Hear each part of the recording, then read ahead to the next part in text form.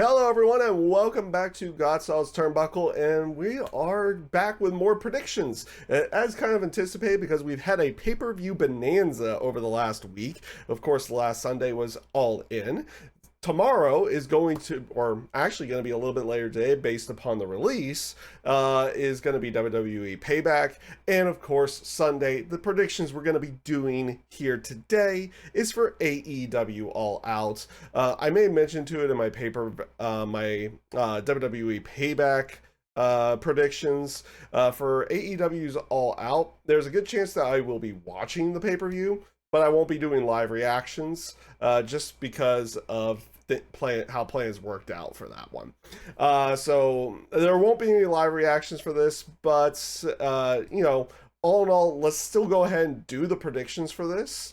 And we'll get rocking right into it. So first match that we're going to be starting off with is going to be a tag team match. It is going to be Eddie Kingston and Shibata going up against Claudio Castagnoli and Wheeler Yuta of the Blackpool Combat Club. And this is going to be a fun, I think this is going to end up being a really fun tag team match with all four of them. I do feel like all of them really do work well together, and you're probably building to another Eddie Kingston Claudio Ring of Honor World Championship match. So I think they do kind of continue that build in this particular match itself. Now, based off of everything that we have been seeing so far, this pay-per-view does feel like it's kind of lackluster in its own particular way, but I feel like in the aspect of what matches we're gonna see and what's going to be going on in there, I do feel like this particular show does have that feeling that it could be a sleeper hit. Like, in the terms of a card and everything, when I think of a potential sleeper hit pay-per-view, this is a card like this. You don't necessarily have a world title match on this card, though you do have a rather big title match later on in the show.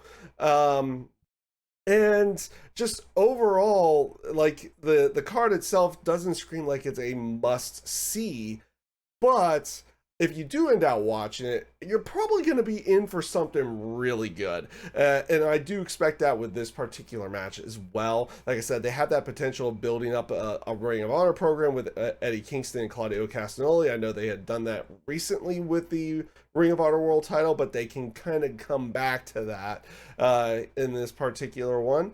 In the terms of who I'm going to be picking for this match, I'm going to go with Eddie Kingston and Shibata to pick up the victory here, and probably continue on that feud between Eddie Kingston and Claudio Castagnoli. And honestly, with everything, you could probably continue on the feud with Shibata and Wheeler Yuta as well. Again, it does have that more Ring of Honor feel to it, but that's mainly because of everybody who's kind of in the match. But I do feel like this is going to probably be a really fun match. And up next, speaking of Ring of Honor, we actually have the Ring of Honor Television Championship match. Is going to be Samoa Joe going up against Shane Taylor. Now I am not one that is well versed in Ring of Honor itself, so I'm not too familiar with Shane Taylor, but the little bit that we have seen, that I've seen, and also the bits that they showed on Dynamite on Wednesday as well, it leaves this to be a very intriguing match. They do have the story of Shane Taylor being a very dominant television champion in the past, now looking to get that championship back from Samoa Joe.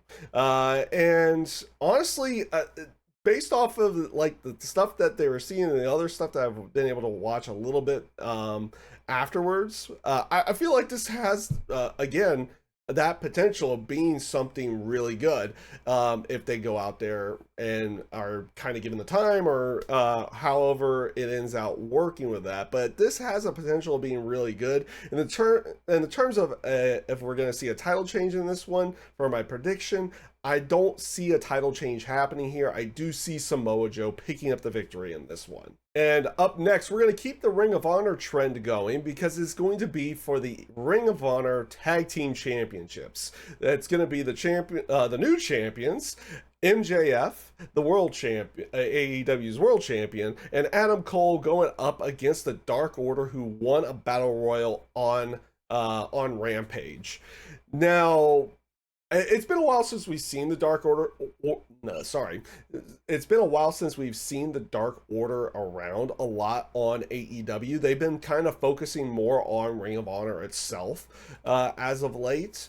Now, in the terms of everything there, they've obviously gone away from being the lovable babyface group, and they've kind of gone back to more of their roots of where they were beforehand, before they had done everything with Hangman Adam Page. Maybe a little bit better in that sense from everything that I've seen than where they were at originally when they started in AEW. But in terms of everything here, you still have that storyline with Adam Cole and MJF and them, being best buddies, best friends, everything to go along with that.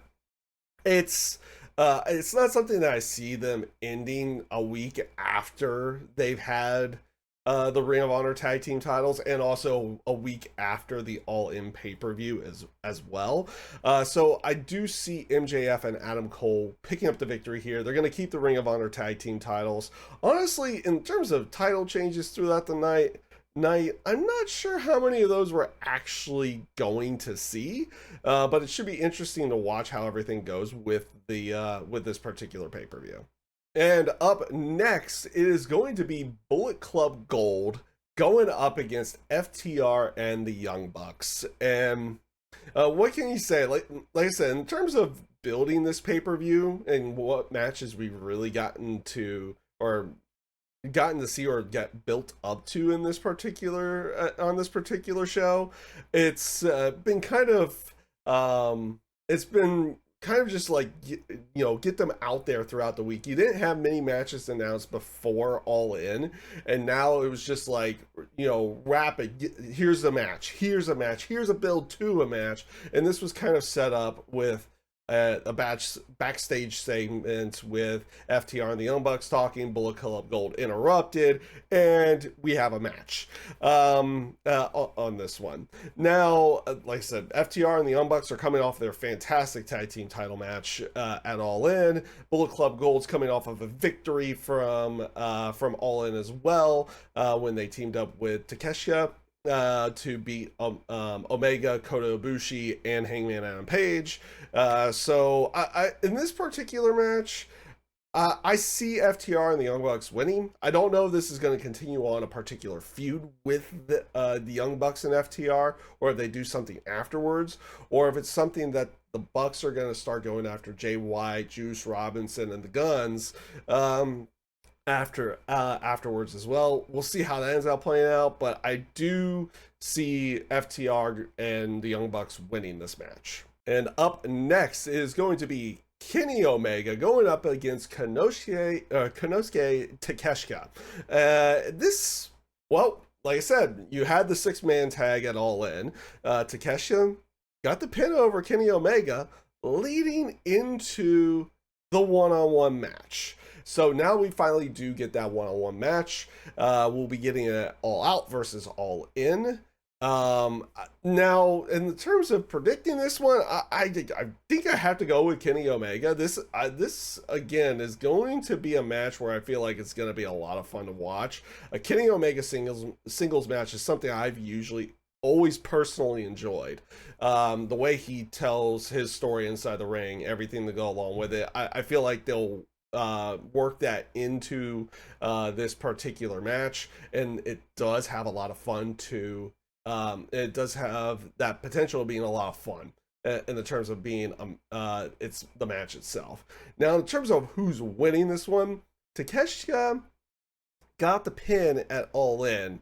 I feel like Omega is gonna get the pin and the win on this one. It's not an area where I feel like that this basically ends the feud between the two of them. I feel like they continue it on, and maybe Takeshita gets a win eventually down the line. But honestly, it's going to be probably one of the matches of the night. At least that's how I will personally feel. But it'll be interesting to see where it comes out on the pay-per-view as well. And up next, we have the TBS Championship match. It's going to be Chris Statlander going up against Ruby Soho. Now, this one has been kind of building up over the last number of weeks because they weren't necessarily building this match to All In. So we've been seeing Ruby Soho pick up victories here and there, and also building up to building up and actually attacking Chris Statlander last Wednesday after the 6-woman tag team match, and posing with the belt and everything that go along with that. Chris Statlander has been doing almost a little bit of the Orange Cassidy style with the TBS style, where she is taking on pretty much anyone and all comers at any given time, primarily on Collision at this moment. But it does feel like that's where they're what they've been kind of going with her for the time being. Hopefully there'll be some more build and more stories going into that particular championship as well. I do see, based upon everything that's going on with like the Outcast with Saraya, Tony Storm, and Ruby Soho, I feel like they're gonna probably be doing something more around the AEW Women's Championship, and with the TBS title, that's going to remain with Chris Statlander, which is going to be my prediction for this one. I see Chris Statlander winning this match, and then maybe there's like even more dissension, or maybe like a full-on breakup of the Outcast, because I know they're doing a 6-woman tag on Collision, and maybe this will be kind of like the final thing that has them completely split up.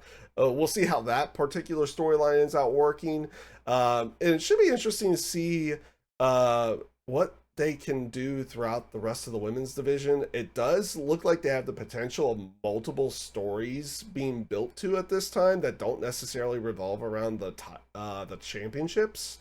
Like you have Ruby Soho stuff with Tony Storm and Saraya, and that aspect of the Outcast, potentially breaking up, but also you're kind of seeing a little bit of more dissension and potential rekindling of a feud between Hikaru Shida and Britt Baker. And honestly, if they want to build a storyline that doesn't have anything to do with a championship, that would probably be a really good way of going, though I would like to see them build more stories for Chris Statlander and with the TBS title as well.